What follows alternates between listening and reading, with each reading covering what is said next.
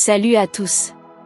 Aujourd'hui, on s'intéresse à Santiago Emiliano, un acteur mexicain que beaucoup ont déjà vu à la télévision sans forcément connaître son parcours. Présent à l'écran depuis l'enfance, il a avancé étape par étape dans les productions mexicaines, en enchaînant les rôles et en construisant une carrière continue.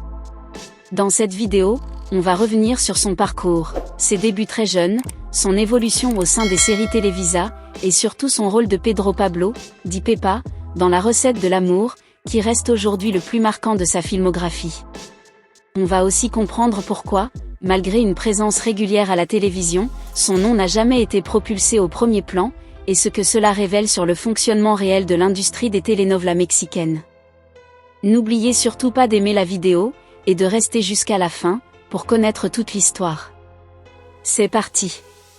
Santiago Emiliano naît le 21 avril 2008 à Mexico. Très jeune, il entre dans le milieu de la télévision, à seulement 7 ans, en 2015, il obtient son premier rôle important dans la série Aide-moi à te laisser, où il interprète Alan sur 36 épisodes diffusés par Televisa. Ce projet marque un véritable point de départ, avec un rythme de travail exigeant mêlant longues journées de tournage, répétition et apprentissage des dialogues en parallèle de l'école. En 2016, il enchaîne avec 2 apparitions dans Comme le dit le dicton, où il joue successivement J'aime puis Betito. Ces rôles courts lui permettent d'acquérir de l'expérience et de se familiariser avec les tournages ponctuels. En 2018, à l'âge de 10 ans, il apparaît dans un épisode de Sans peur de la vérité dans le rôle de Moi, une participation discrète mais qui s'ajoute à son parcours professionnel. Entre 2017 et 2019, sa carrière se poursuit de manière régulière mais sans rôle majeur. Il apparaît à 3 reprises dans La Rose de Guadalupe, incarnant Ivan Enfant, Jonas Piléo, des personnages présents dans des histoires indépendantes à visée morale. En 2021, il obtient un rôle un peu plus développé dans La Machine de Mario, où il interprète Chava, montrant une évolution liée à son âge. En 2022, il joue Juan Barreto adolescent dans un épisode de Les bêtises de la mauvaise fille, puis J'aime dans la série Plongée. En 2023, il apparaît dans Papa ou Maman et tient le rôle d'un élève nommé Iker dans Au-delà de toi. Fin 2025, il effectue encore une apparition dans Cadeau d'amour en tant que Chavo 2.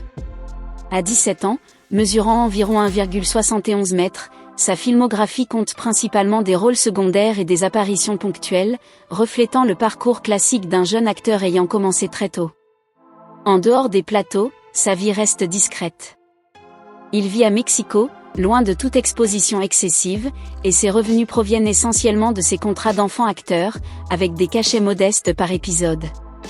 Son compte Instagram officiel rassemble environ 90 000 abonnés et plusieurs centaines de publications, centrées sur son activité artistique, sans informations personnelles marquantes. Il n'expose ni relations amoureuses, ni vie familiale, ni polémique, se limitant à la promotion de ses projets et à des images de tournage. Un tournant plus visible intervient en 2024 avec La recette de l'amour, son engagement le plus long à ce jour. Il y incarne Pedro Pablo, surnommé Pepa, le petit frère de Salomon. Le personnage est introduit après l'enlèvement du frère aîné lorsqu'il était bébé et grandit dans le restaurant Cœur Compte sous la protection de Paz. Enfant, Pepa évolue dans un environnement simple, partagé entre l'école, le quartier, le restaurant et les tensions des adultes qui l'entourent. Il observe les conflits familiaux, les dettes, les rivalités et les tentatives de manipulation sans jamais en être le centre. Pepa reste un personnage secondaire, marqué par une innocence constante, apportant une présence douce et stable au récit. À la fin de l'histoire, un saut temporel le montre adolescent, intégré dans un dénouement familial apaisé. Santiago interprète ce rôle avec sobriété et naturel, renforçant la crédibilité du personnage. À la fin de l'année 2025, Santiago Emiliano poursuit sa carrière avec des apparitions régulières dans des productions Televisa, sans encore accéder à un rôle principal marquant. Son parcours illustre celui de nombreux acteurs mexicains ayant débuté enfant, alternant entre continuité professionnelle et attente d'un projet plus déterminant, dans un milieu où la stabilité reste incertaine.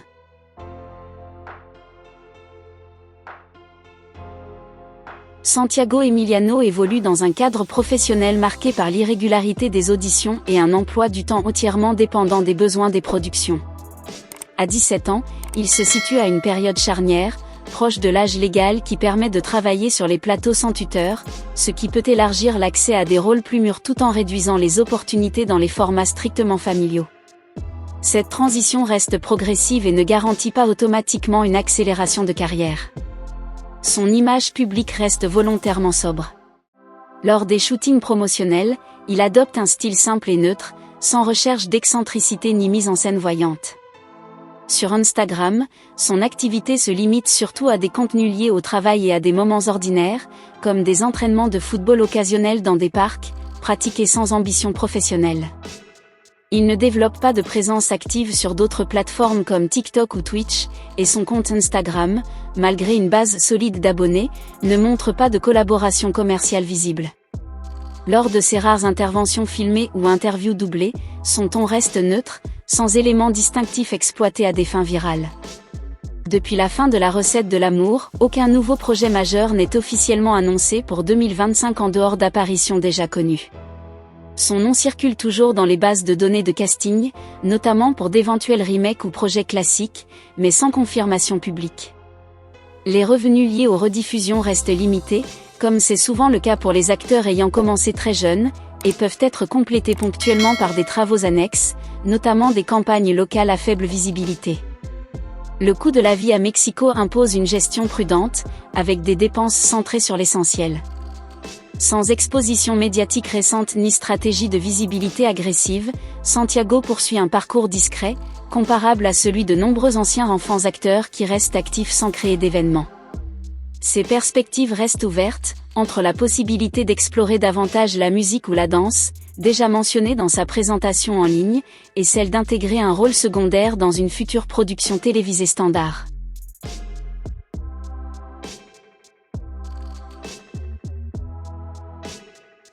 On arrive à la fin de cette vidéo sur Santiago Emiliano. Un parcours sans scandale, sans buzz forcé, mais avec des années de présence continue à la télévision mexicaine. De ses débuts très jeunes jusqu'à Pepa dans la recette de l'amour, son histoire montre surtout comment fonctionne réellement le système des telenovelas, entre visibilité constante et plafond invisible. Maintenant, j'ai envie de savoir ce que vous en pensez. Est-ce que Pepa est un personnage que vous retenez vraiment dans la série, ou juste un rôle parmi d'autres ? Selon vous, Santiago Emiliano a-t-il encore une vraie marge d'évolution vers des rôles plus importants, ou son parcours est-il déjà tracé ? Et plus largement, est-ce que les anciens enfants acteurs ont encore une chance de percer dans les telenovelas actuelles ? On en parle dans les commentaires.